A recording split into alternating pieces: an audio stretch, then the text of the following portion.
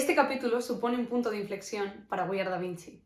Grabado el pasado mes de febrero en el Instituto de Magnetismo Aplicado, fue nuestro primer paso en este proyecto de podcast. Nuestra invitada, catedrática de Física de la Materia Condensada con proyección internacional, personifica la pasión por la ciencia en todas sus formas, así como la perspicacia para su transmisión. Su perspectiva de la física más allá de lo meramente académico, así como sus propuestas de innovación y su incansable apoyo a las nuevas generaciones, hacen de Pilar Marín un verdadero referente para We Are Da Vinci. Así que agradecer a Pilar su implicación desde nuestra inauguración y la cálida acogida que recibimos siempre de su parte. Así que no os perdáis este ratito que nos regala. Bueno, pues estamos en el Instituto de Magnetismo Aplicado y nos sentamos hoy a charlar con su directora, Pilar Marín. Muy buenos días. Buenos días, encantada de recibiros aquí. Muchas gracias. Bueno, vamos a empezar por el principio, la vocación por la física. ¿Dónde surge, cuándo te nace la vocación por la física, el interés, la curiosidad? Pues a ver, la vocación por la física, tal como no diría yo por la física, primero es la vocación por la ciencia, o más allá, por ser profesora. O sea, yo desde nana, desde que era súper joven, me encantaba intentar enseñar. Entonces a los primeros a los que empezaba a enseñar, somos 5 hermanos, a mis 4 hermanos pequeños que iban debajo mío porque yo soy la mayor. Y entonces esos son los recuerdos que tengo yo y siempre digo que me ponía con ellos a jugar a colegios hasta que un día me dijeron que hasta aquí hemos llegado, claro. Y luego tenía un ejemplo que para mí fue muy importante, que era mi abuela, la madre de mi madre, que ella estudió químicas y fue una de las primeras químicas en España.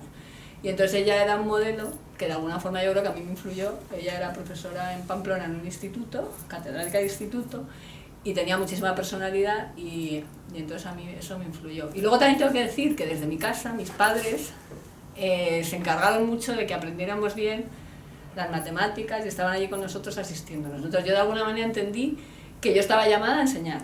Y luego a su vez, no sé si fue leyendo, que es lo típico que algún libro de alguna, creo que fue de Madame Curie, ¿no? El típico libro que me regalaron, pues yo ya sentí que ahí pues el trabajo de investigación, de perseverar hasta conseguir algo, pues también me llamaba. Entonces, de alguna manera podemos decir que ya tenía claro que me quería dedicar a la ciencia. Entonces, luego a la física, cuando se acercaba el momento de elegir la carrera, pues bueno, yo dudaba un poquito, llegué a dudar si hacer ingeniería incluso, pero me salía ya del concepto este de me dedico a enseñar y me dedico también a investigar.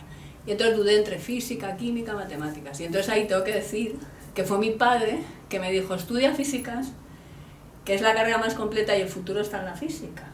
Y hoy creo que no se equivocó, porque ahora mismo estamos ante una sociedad en la que se está reclamando, de alguna manera bastante clara, en las empresas y a resolver problemas que la sociedad se enfrenta cada vez más complejos. O sea, yo creo que la física te eleva la mente a un nivel, ¿no? Por ejemplo, cuando estudias física cuántica o cuando pues el propio electromagnetismo, ¿no? Son problemas complejos en los que a los estudiantes se pone a trabajar, digamos, ¿no? La mente a esos niveles, y entonces antiguamente la sociedad no tenía esos problemas tan complejos, algo que te dedicas a investigar. Pero hoy en día hay retos de la humanidad que esa formación va a ayudar.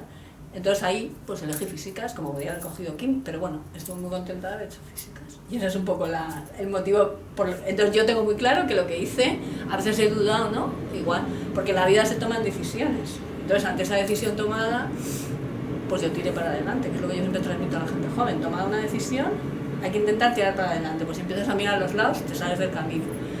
Pero estoy muy contenta, ¿verdad? Y luego ya me he dedicado a la carrera científica, que eso puede ser la siguiente parte de la pregunta. Justo. ¿O sigo? Sí. O sea, que la carrera científica, que como es algo muy desconocido para la mayoría de gente, claro, pero muchas veces también para estudiantes de ciencias. Entonces es como que tenemos clara la secuencia de grado, máster, doctorado, pero luego ¿qué? Vale, pues entonces ¿cuáles son tus primeros pasos? La carrera no es fácil, la científica. Mis primeros pasos fueron pues en esta línea un poco. Entonces, estando en la facultad, acabé y me acuerdo que vi un anuncio en el CSIC que ponía que necesitaban a gente para hacer el doctorado. Entonces me acerqué por allí, hablé con aquellos investigadores y me comentaron que igual había una opción de darme una beca. Y entonces yo ya empecé por ahí. Pero a la vez, a través de una compañera de la facultad, contacté con un colegio que tenían interés por alguna profesora a tiempo parcial. Entonces empecé a hacer la tesis a la vez que daba clases, fue como que me monté yo ahí una organización, y entonces ya me cogieron en el CSIC pero sin beca.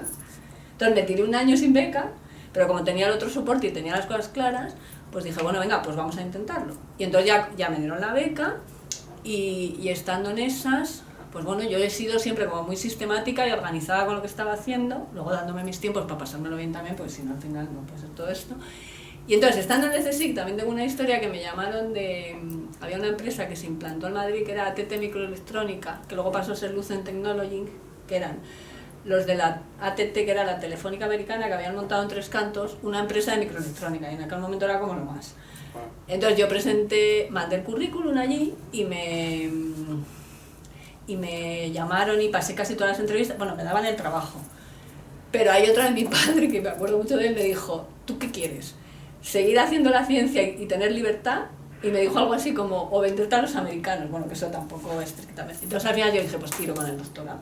Entonces seguí con el doctorado, acabé el doctorado, y luego otra cosa que me pasó que fue muy importante para mí, fue que cuando fui a leer la tesis, el presidente del tribunal, que era Antonio Hernando, que es el director del centro que ahora estoy dirigiendo yo, Cosas de la Vida, pues escuchó la tesis y le gustó un montón. Y entonces me dijo, quiero que vengas a trabajar conmigo. Entonces yo ya, bueno, estuve haciendo alguna estancia en el extranjero, lo típico que se hace en estos casos, y entonces volví al Instituto de Magnetismo con una beca de la Comunidad de Madrid. Entonces el camino es durísimo, porque ahora lo que pasa es que si tú te dedicas a la carrera científica te dan contratos. O sea, desde el primer momento es contrato. Contrato que no, bueno, ahora son indefinidos, pero se pueden rescindir cuando acaban los proyectos. En aquella época eran unas becas que no teníamos ni seguridad social ni nada. Entonces yo ahora para la jubilación creo que más o menos voy a llegar. Pero por otro lado yo tenía como muy claro lo que quería. Tuve esos soportes de esas personas que se pusieron en mi camino y me fueron dando oportunidades, y a su vez yo tenía también claro que me gustaba lo que había elegido. Entonces tuve una beca de la Comunidad de Madrid, luego tuve una cosa que es un contrato Ramón y Cajal, y ya después de eso salió la plaza y ya... Pero al final, a ver, yo entiendo que cualquier carrera en la vida no es sencilla. Entonces es una cuestión de tenacidad y tener claro que tú lo que quieres es llegar a ese objetivo. Y hoy en día la ciencia en España, pues quiero decir, a nivel de investigación y de publicaciones estamos en el top a nivel mundial. Ahora tenemos un reto que es también hacer lo que se llama la transferencia de tecnología, que es que lo que hemos investigado sirva para algo, o sea, devolver a la sociedad lo que el Estado nos ha dado, porque los científicos estamos financiados fundamentalmente por el Estado. Entonces, en este centro, desde sus orígenes, se hace eso, que es la transferencia de tecnología, que es hacer patentes de las investigaciones, y alguna empresa las ha licenciado. De aquí han salido también empresas que se llaman spin-off, que son de las investigaciones que se han hecho aquí. Ha salido alguna empresa, y ahora mismo hay una empresa que se llama Micromat 2000, en la cual yo participé a sus orígenes, que hace unos microhilos magnéticos que se hacían con esta máquina, pero claro, esta máquina ya... Y entonces ahí hay ahora mismo trabajando como 20 personas, y eso pues al final es una riqueza que ha salido de la investigación. Entonces eso tiene que ser otro reto que tenemos actualmente en nuestro país, que es muy importante que esas investigaciones tengan... Entonces, bueno, pues eso es un poquito mi historia. No sé si... A mí, o sea, me llama la atención que con la carrera científica que tienes, sí. Dices que tu vocación nace en la docencia. Es que está en la docencia. Bueno, o sea, mi vocación fundamental está en la docencia. Lo que pasa que quiero decir, el día tiene muchas horas. También un buen profesor de universidad, que no voy a decir que sea yo buena, un buen profesor de universidad tiene que investigar también. O sea, los profesores de universidad no somos profesores de academia, ¿no? Entonces, para poder ser un buen profesor de universidad tienes que pues, estar al día de las investigaciones. Si tú eres líder en un tema, pues vas a estar súper al día de ese tema. Y de alguna manera eso tú se lo vas a poder transmitir a tus alumnos sin descuidar a los alumnos. Porque al final yo cuando entro en clase, el otro día se lo dije cuando empecé, digo, estoy en el Instituto de Magnetismo, mi despacho está aquí, pero está en el instituto.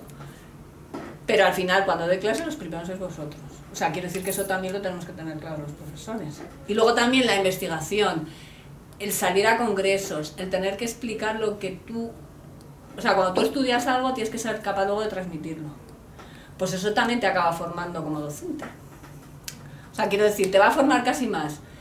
O sea, porque a veces cuando te vas a examinar de las oposiciones, ¿cuántas horas de docencia? Pues las horas de docencia llega un momento que saturan. Y si no eres buen profesor, yo creo que aunque des muchas horas, da igual. Sí. ¿No? Sí, sí. Entonces, si haces otras actividades... Sí. la investigación que te enriquece. No, hombre, para que te las clases. enriquece, o sea, el estar aquí hoy con vosotros me enriquece más que no que estar otra vez dando otra clase. Bueno, entonces Sí. pero bueno, me queda un poco. Entonces, lo que yo creo es eso, que al final es una combinación de las dos cosas. ¿Vale? Y la situación que yo creo que no me equivoco si digo A ver. que matemáticas y física Sí. son las asignaturas que menos popularidad tienen entre los estudiantes en los años de colegio e instituto. Claro. Entonces, ¿qué falla en el sistema educativo? O sea, ¿por qué? ¿Por qué Pues pasa falla en el esto? sistema educativo. Primero creo que ya desde las familias hay bastantes prejuicios. O sea, quiero decir, matemáticas, qué difícil. A mí me han dicho amigos míos, igual tenía yo clase pronto por la mañana, pero vas allá a darles clase de física a las 8 de la mañana. Y dices, pobrecillo, ¿sabes? O sea, no, entonces hay que intentar hacer lo posible para que a las 8 de la mañana lleguen allí y les guste. Entonces yo creo, primero, a ver, hay muchos motivos. O sea, entonces a la sociedad, desde la ciencia, tenemos que ser capaces de llegar a educar a esa sociedad. Y educar a esa sociedad, en general, va a ser educar a esos padres que van a tener luego hijos. Entonces de esa manera ya, si socialmente a la ciencia hacemos que sea más popular y que se transmita más en diferentes foros y que de una manera lúdica pues se cuenten los experimentos que se hacen, la importancia que tiene todo eso, yo creo que la gente ya va a ser como más sensible.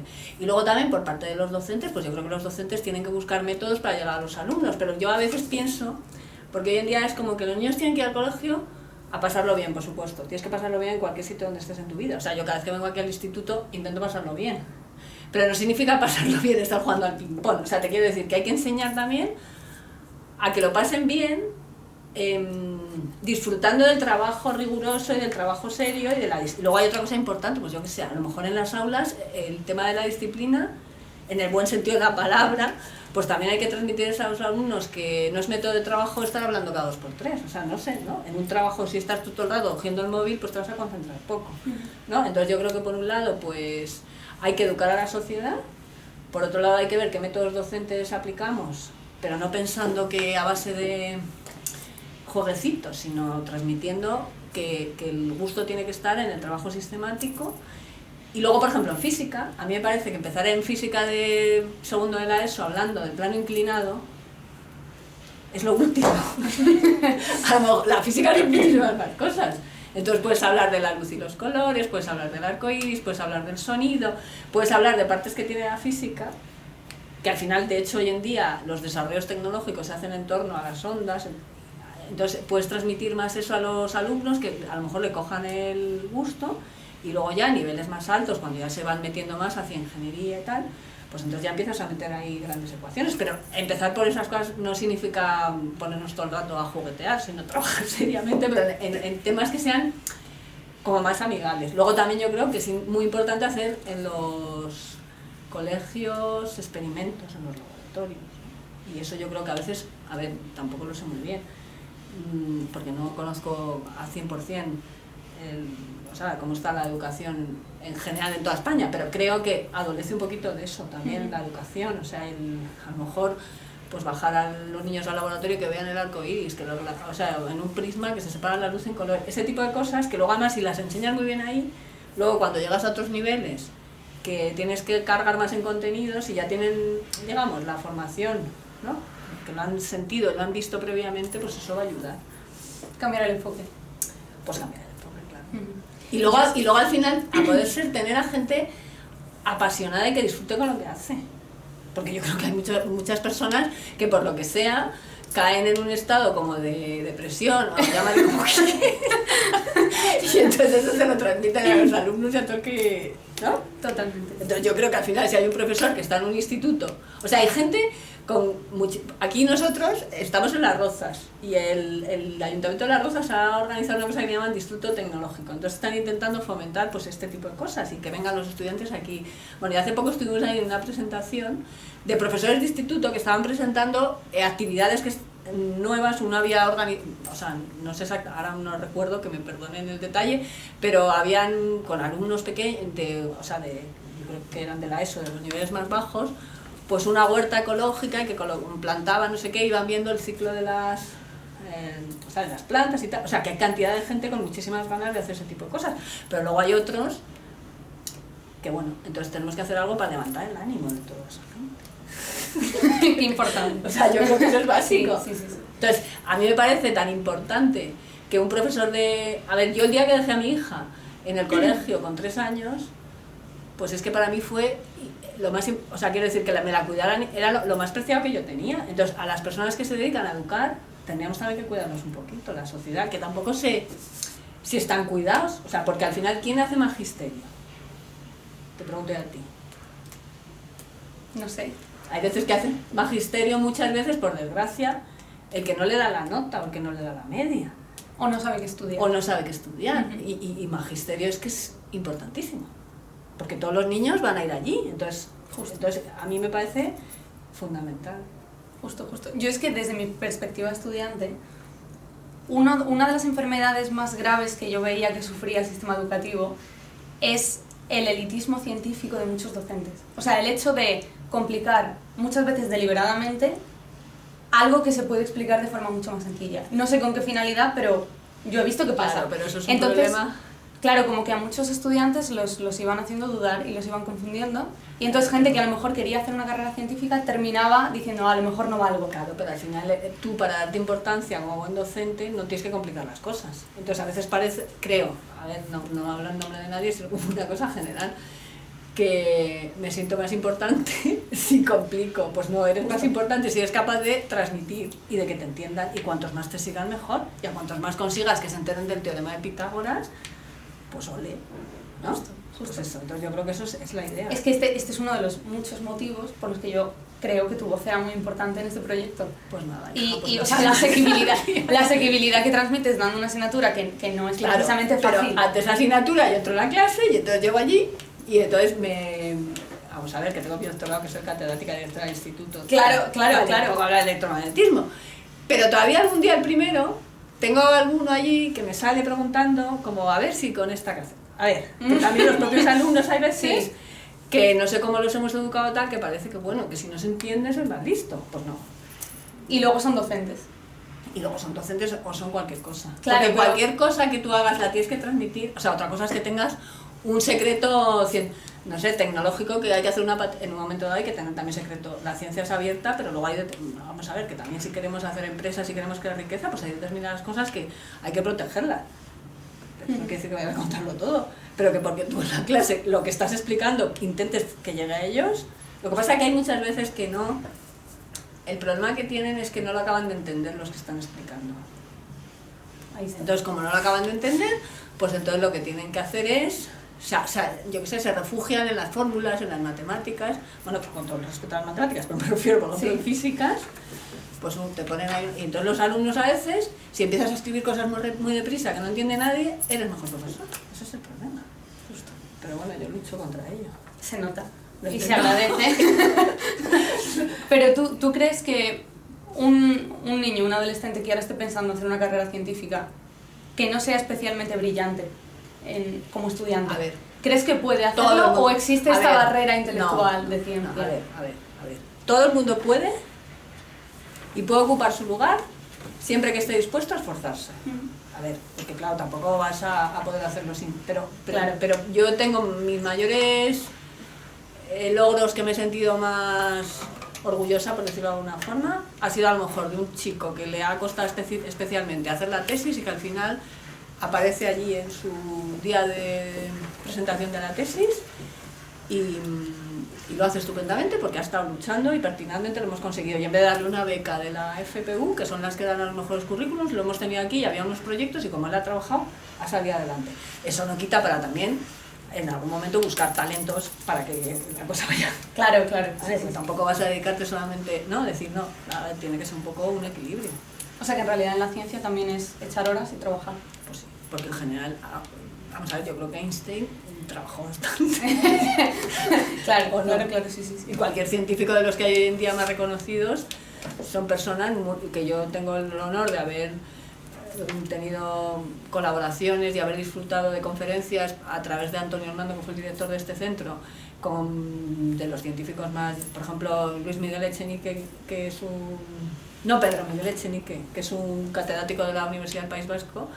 Él es un tío listísimo, que ha hecho millones de cosas, pero trabajador como nadie. O sea, quiero decir que Que todo es echar horas. Que todo es echar. A ver, es trabajar y Justo. y eso, y justo. Vale, pues como le hemos dado ya caña al presente, yo quería enfocar el futuro y sé que en el Instituto de Magnetismo estáis desarrollando muchos proyectos enfocados a mejorar el futuro, tanto a nivel individual como global. Lo intentamos. Entonces, que nos cuentes un poquito, ¿qué hacéis aquí? Pues a ver, de estos proyectos de los que hablas tú, pues por ejemplo, ahora mismo tenemos un proyecto para el desarrollo de sensores, unos determinados sensores que pueden detectar los biomarcadores del aliento en determinadas enfermedades, ¿no? Por ejemplo, pues la diabetes tiene un biomarcador bien definido que cuando o sea, el diabético en principio pues se tiene que pinchar, ¿no? En sangre, Sí. ¿no? Para hacer la típica prueba.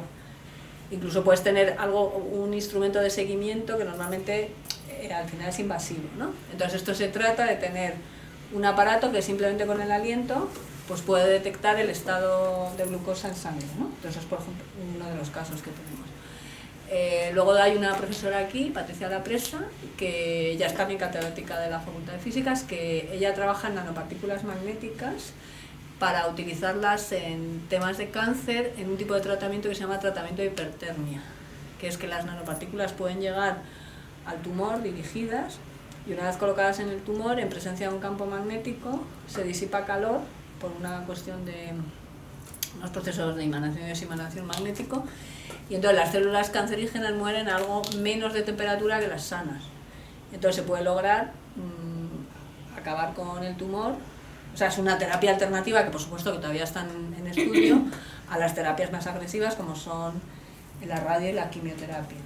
¿Qué más? Luego ahora tengo yo un proyecto que he firmado con una empresa inglesa, que no voy a decir la empresa, pero que yo trabajo aquí muchos años con unos microhilos magnéticos, que son como un cabello, que se hacían lo que he dicho antes con esta máquina, pero entonces esos microhilos se pueden, o sea, es un trocito de material magnético que si lo detectas, pues puede ser útil para aplicaciones. Entonces esta empresa en particular ya tienen desarrollado un elemento que es como un trocito de hilo en casos de cáncer de pecho. Bueno, hacen una mamografía, entonces te detectan el tumor ahí, o al menos el bulto. Entonces se hace una biopsia, entonces cuando hacen la biopsia meten el hilo, ¿vale? Y entonces ese hilo, con un dispositivo sensor que tienen ellos, se queda y el día de la operación van mucho más directos al tumor para extraerlo, Sí. ¿no? Porque el cirujano en el momento de la operación pues puede verlo con cámaras, no cámaras, pero la cuestión es que eso... Entonces esa empresa me escuchó a mí en un congreso dar una charla de este tema y me llamaron, y entonces el año pasado estuve yo en Cambridge contándoles lo que sé yo de los hilos, y ahora hemos firmado un proyecto para optimizar el elemento sensor que están usando ellos, pero que es una empresa que está extendida por todo el mundo y lo están ahora en los hospitales utilizando. Entonces para mí eso es una cosa que creo que es interesante, porque después de estar toda mi vida estudiando los hilos magnéticos, si yo soy capaz ahora de hacer un desarrollo que pueda servir para mejorar un elemento sensor en una empresa que está en Cambridge y que está poniéndolo en todo el mundo, pues sería estupendo, creo. Qué guay. Sí, sí, sí. ¿Qué más? ¿Algo más de cosas así? Para luego hacemos también... tenemos otro proyecto que se refiere a utilizar los hilos magnéticos, estos de los que os hablo, para sustituir las etiquetas de seguridad que hay ahora en centros comerciales, ¿no? Porque los otros eran más de biomédico y tal, pero bueno, esto es otra cosa que también es interesante. Entonces, en vez de la etiqueta que se utiliza ahora cuando vas a Zara, por ejemplo, que sale si una alarma suena, pues es utilizar un hilo, que es como un cabello así enano, y entonces de eso tenemos una patente y nos la licenció, o sea, pasaron por aquí una serie de empresarios que se interesaron por ello, y entonces un empresario bastante conocido, no voy a decir el nombre, pero ha montado una empresa especial para explotar la patente.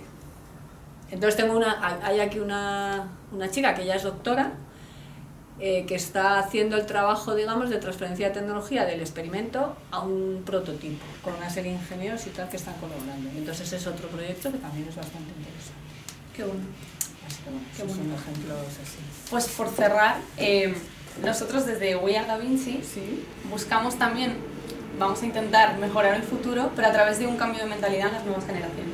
Entonces nosotros como que proponemos que el eje central es la polimatía porque estamos en una sociedad que cada vez se especializa más y consecuentemente cada vez está más fragmentada. Entonces estamos intentando fomentar entre la gente joven pues la cultura, el interés por todo, la curiosidad y en definitiva pues la unión y el llegar a una sociedad más cohesionada. Entonces, particularizando desde tu posición, ¿qué puede hacer la comunidad científica o qué papel puede desempeñar la comunidad científica en este cambio de mentalidad hacia la polimatía y hacia una sociedad más cohesionada, que todos estemos más cerca de todos, que a todos nos interese todo? ¿Cuál es el papel? Yo creo que lo primero que tiene que hacer la comunidad científica, que ya te lo he dicho antes, es también ellos acercarse a la sociedad. ¿Vale? Porque en general siempre se ha entendido que la cultura es alguien es culto el que lee, el que va a exposiciones de arte, ¿no? Pero también puede ser culto el que sabe lo que es un campo magnético. Entonces lo primero que tiene que hacer la sociedad, quiero decir, la comunidad científica, es acercarse a la sociedad, para que esa sociedad sea más sensible a la ciencia. Entonces eso yo creo que es el primer paso. Y luego el segundo paso, pues en los, por ejemplo, los centros de investigación, eso creo que antes ya te lo he comentado, ¿no? Sí. En los centros de investigación, pues es habitual que tengamos jornadas científicas de un tema en particular, y normalmente suelen ser temas muy del core, digamos, de la investigación del centro, ¿no? Yo de magnetismo, que venga un señor aquí a hablar de magnetismo, pero ¿por qué no que venga un señor a hablarnos de biología? ¿Vale? Entonces eso aquí en nuestro centro se ha estado haciendo durante muchísimos años, y ya el pionero en eso era Antonio. Nos traía biólogos, un escritor, el fundador de una empresa del tipo que sea, ¿no? Porque eso de alguna manera tú educas a las comunidades, que puede ser la científica o incluso en las empresas, también yo creo que se podría hacer. Luego, por otro lado, a nivel de las escuelas o facultades, ¿no? Donde se estudian las ciencias, pues yo creo que también para activar a la gente joven pues sería bueno promover grupos de teatro, o sea, promover actividades culturales, que yo creo que esto es algo que en cierta manera se hace y a lo largo de la historia se ha hecho, pero quizás también está un poquito olvidado ahora, ¿no? O sea, tomárselo en serio. Tomárselo en serio, e incluso, ¿por qué no? Poner alguna asignatura en físicas, pues oye, ¿por qué no poner una historia, aparte de historia de la física, alguna otra asignatura que tuviera créditos, pues más de letras, yo qué sé, de arte, el arte visto, pues a partir de la física, pues yo qué sé, reflexionar acerca del arte, acerca de los colores, bueno, pues un enfoque una asignatura de arte en físicas. Qué bueno, ¿no? Sí.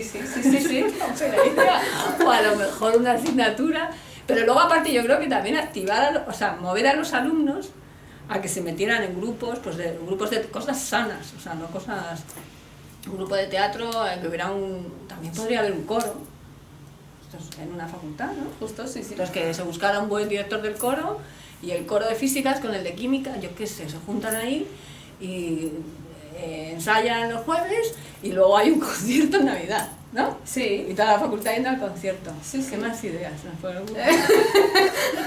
El grupo de teatro, Justo, claro. Sí. Que el grupo de teatro, pues también mover ahí. Y luego, ese tipo de cosas, yo creo que estaría bien. Y luego también, yo creo que también es muy importante, claro, hacer que aprecie la gente joven otras actividades que se pueden hacer, que no solamente es voy a la facultad, estudio, me examino, y luego lo que hago es que me voy de viaje si puedo, y luego ya me dedico a salir por ahí como un loco por la noche, sin ton ni son, y a conectarme al, no sé, a lo que jovencito, sea. eso, no sé qué. Entonces intentar sacar un poco también de ahí a la gente, que ahora mismo también hay depresión y ¿no? Cosas de estas. Eso sería un poco la idea. Y meter la ciencia en la cultura general, que es lo primero que has dicho. Yo creo que sí, también hay que meter la ciencia en la cultura general. Sí, también. A mí me llamaba mucho la atención de pequeña que no saber quién escribió el Quijote era como, qué inculto.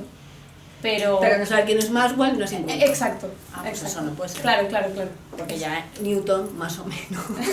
Ya, todo el mundo. Y Einstein, pues claro, entonces está como el modelo de Einstein, luego Newton, que por ahí más o menos, pero hay muchas más cosas. Justo. Entonces yo creo que eso, además luego también hay otra cosa, que los que hemos hecho físicas o ingeniería, a ver, tú percibes la realidad de otra manera, ¿no? O sea, porque tienes una formación ahí, pues que entiendes lo que es la onda, cuando pasa Entonces, a ver, la gente sabe que las cosas se caen, pero nunca se plantean por qué, ¿no? Justo. Entonces, bueno, pues yo creo que eso también, bueno, pues puede ser interesante. Qué guay. Pues vamos a terminar con 3 preguntas muy breves. O sea, me tienes que contestar en 2-3 segundos. Y muy escueto. A ver, Te voy a dar a elegir. venga. ¿Einstein o Newton? Newton. Esta casi me la has contestado, pero bueno. ¿Docencia o investigación? Las dos. Docencia, venga. No lo sé. Vale. Las dos. Y la última es una palabra o una cita, alternativamente, que te defina, que creas que te defina. Pues que hago todo por amor. ¿Te gusta? Me encanta. Pues está. Pues es un pedazo de cierre. Pues muchísimas Porque hay gracias. que hacerlo así, Sí, yo creo. sí, sí. Pues sí. ya está. Pues muchísimas gracias. Un Pues placer. muchísimas gracias a charlar. vosotros y que...